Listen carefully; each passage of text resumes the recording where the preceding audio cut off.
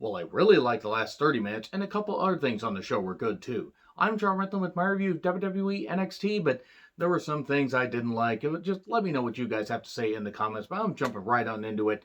The North American Championship is on the line. See, the producer doesn't even like it because he knows that the championship is just being treated like a goddamn prop at this point. And also, noted Trumper Drake Wirtz, that goddamn piece of shit, that overly orange tan piece of shit is the referee, shouldn't even be fucking employed. It's one thing to have different beliefs, but he is a fucking toxic piece of crap. So, anyway, Leon Ruff, the new North American champion, versus Johnny Gargano.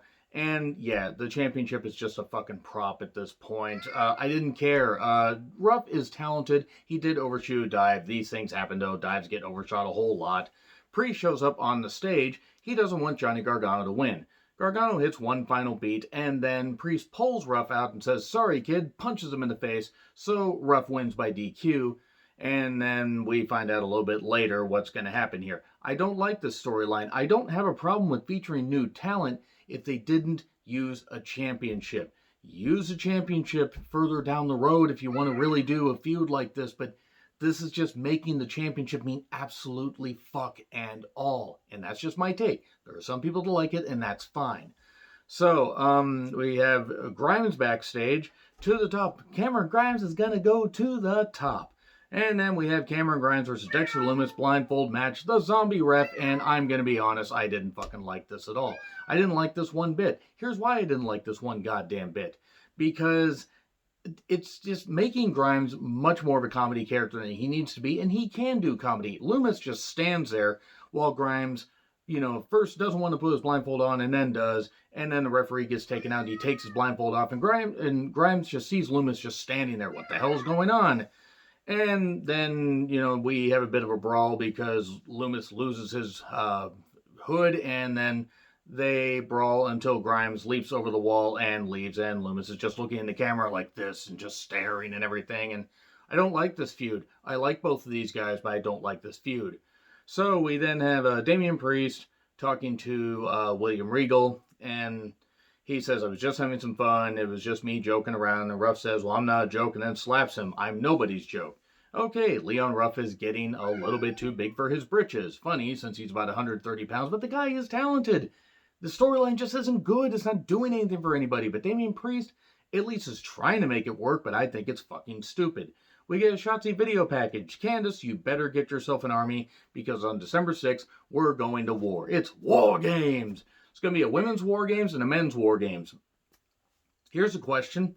Are they going to have it at the Capitol Wrestling Center, or are they going to shoot it at Tropicana Field? Because WWE's contract at the Amway Center runs out, I want to say, either at the very end of November or the 1st of December.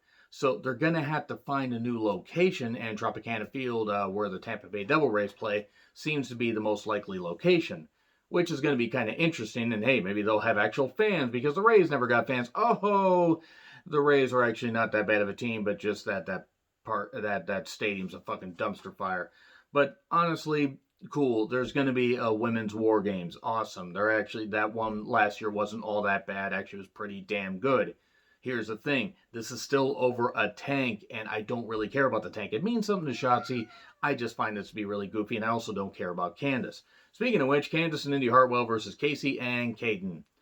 Cool. Indy has potential. Casey and Caden aren't a bad team. Candace is good in the ring, but Candace has the personality of a goddamn slug with salt poured on it. She's just not interesting. And she hits the wicked stepsister. It's a stomp, front stomp, 1, 2, 3. Cool. Okay, she pins Caden. Cool. Awesome. And then we get Arturo Ruas, the former Adrian Jowd, versus Kushida. Good mat wrestling. This was a fine match with, some good submissions, some good strikes. And eventually Kushida gets a unique, bridging pin, 1, 2, 3. Certainly wasn't a bad match. It was just kind of there, but it didn't go too long, and Arturo Ruas got a chance to show what he can do. And then we have Ember and Tony talking about being a team, and Tony says, "But when it comes to the championship, if I have to go through you, I will." And Ember says, "Let's worry about that after this tag match tonight." Fair, Tony was looking a little bit ahead. Just a little bit too far ahead. But folks, give me just a second, and I'm going to be right back.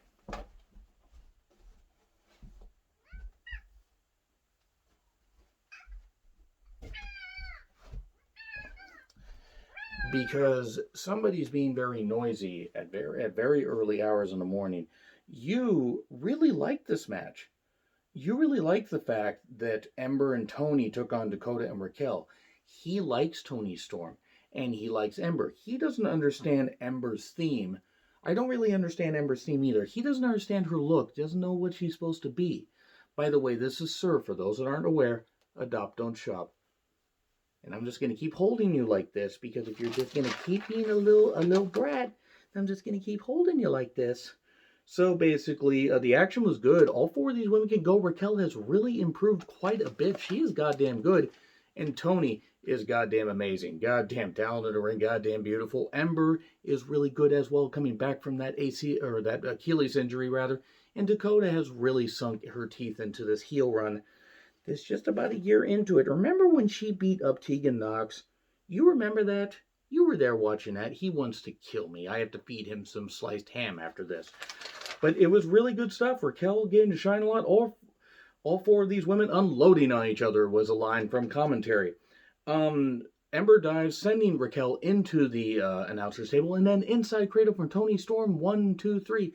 You're putting on your thinking cap for this, aren't you? Aren't you? And yes, this is Sir. He's a good kitty. You are so ready to kill me. Cats just love this stuff. But yeah, an inside cradle from Tony pins Dakota. 1, 2, 3. They're celebrating, and then all of a sudden, Candice and Indy, she actually is an indie wrestler, even though she's in WWE. I'm proud of that. Shouldn't be, but I am. And they attack Ember and Tony. What the hell's going on? Oh, maybe Candice has her team for War Games. Probably good they start setting that up, considering it's just going to be in a couple weeks. But anyway, hi. Yeah? Yeah? And then Pat McAfee's crew arrives.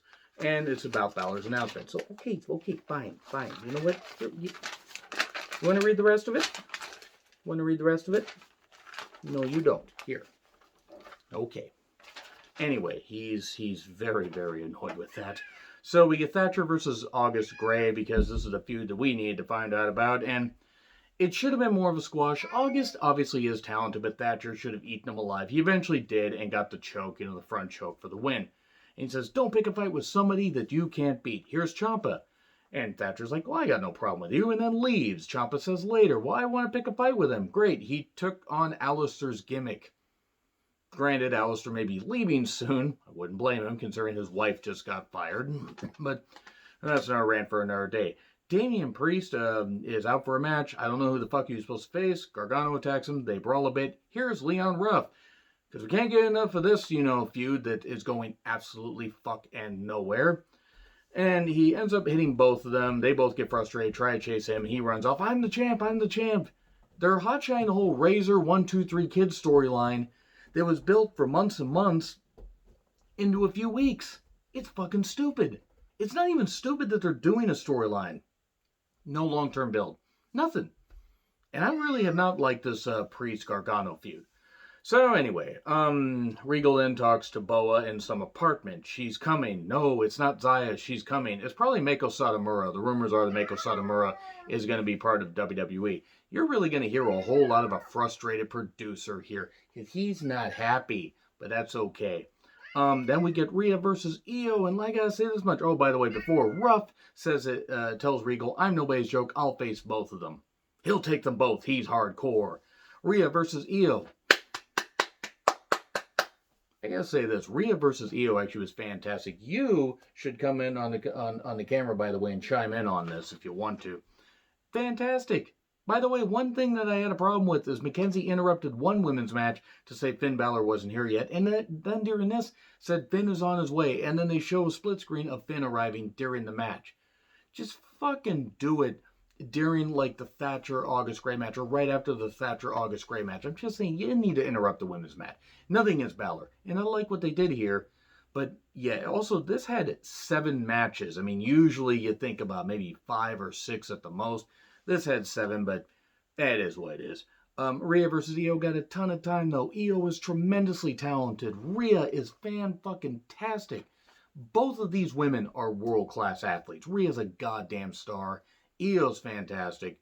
both of these, and just the size difference didn't fucking make a difference because you could tell both of these women can go. You can buy Io taking down Rhea because she had to use the chop down offense, and Rhea could just dominate her with her strength and everything.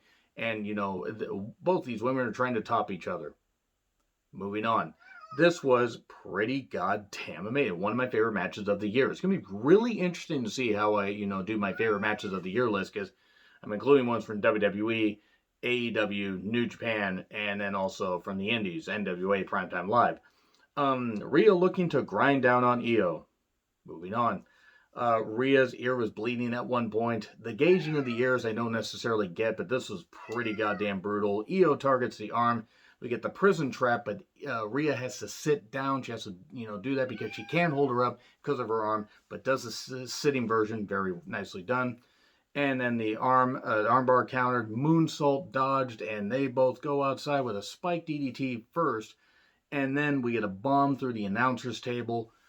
Io having to struggle for everything, put Rhea through there. Rhea finally gets back in, moonsault to the back, 1, 2, 3, and still champion. Io Shirai, and I wasn't upset about it at all. Rhea did not look weak. Io looked like she dominated her. Like at the very end, but won literally by the skin of her teeth. Like, nobody looked weak here. Yes, Io did look dominant, but at the same time, she also looked like she won by the skin of her teeth, if that makes any goddamn sense. It's like, you could buy Io winning, was my whole goddamn point. And then, hug and respect afterwards. And this is how badly they formatted the show, though, because Io's there celebrating on the stage, and then Finn just comes through the crowd, and just, the little crowd they have. And his jaw, he's got 3 plates in his goddamn jaw. I don't know what the fuck they're doing with that. He says, well, he congratulates Io, but says the prince is back, and here's Pat's group, and he goes over what they've done, how everybody's dead because of them killing people's bad. Pat, don't fucking do that. And that while Finn was away, they destroyed a lot of people, and says, well, what you're going to do is hand over that title, or you're going to end up just like them. Yeah, see, he knows the difference. He knows exactly how Pat sounds. And then says, well, it's easy for the mice to play while the cat's away, and look what I dragged in. The Undisputed Era is back, and they run in and attack Pat's group and everything. It's a big old melee, and there's a War Games match. Pat in a War Games match, not necessarily certain I buy into that. I don't know if he does either, but it's going to be pretty interesting. Anyway, really good last 30 minutes of the show, and there were a couple other good things. Agree, disagree with what I said? Like, share, subscribe, Twitter handle in the description. I'm John Ritlin. I'll see you soon.